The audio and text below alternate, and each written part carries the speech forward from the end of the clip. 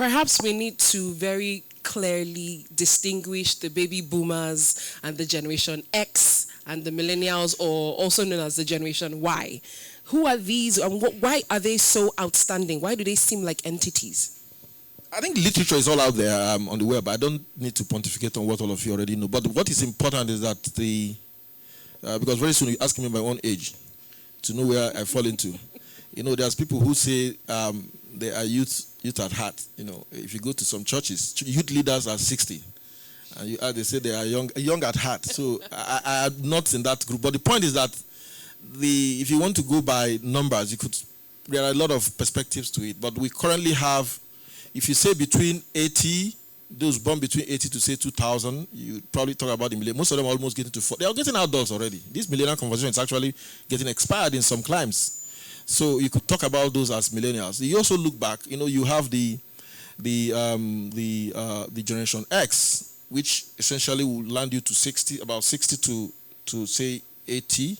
And then you have those who were around within the Second World War. Some of them are still around anyway. Some of them are in the workplace actually. And they are doing very, very well. So the attitudes, like I said, the attitude, the experiences and expectations is what has shaped some of these people. The typical baby boomer in the workplace is what I call the missionary employee. They are the missionary employees. They have been born and bred to understand strong values about discipline, personal effectiveness, respectfulness. They are not in a hurry. They take things easy, but they rather get it right. You also have the Generation X, where I belong. We also see technology, but we're immigrants. But the worst thing is that we are also victims of failed economy, failed nation, corruption and everything. So you have corporate governance deficit as part of our experience, where people you took very seriously failed you. People who shot PowerPoint for you on corporate governance will become corrupt. We were those who saw our parents come back one day and say they have been asked to go home without pension, even when they were telling us that we should love our job and become very nationalistic in the way we do things. So the people you meet in the workplace, they are the ones that are doing what I call third parenting. They chauffeur drive their child to school. When the child wants to register for school, they are there to help the child register. When it is time for the child to go and meet them, they come there to pick the child. In fact, there was one joke I was reading when the person said, the child actually told the parent, did I actually tell you to bring me to this world? Why didn't you do family planning? So these are some of the things you see, and it manifests in the way we work in the workplace. We are very protective.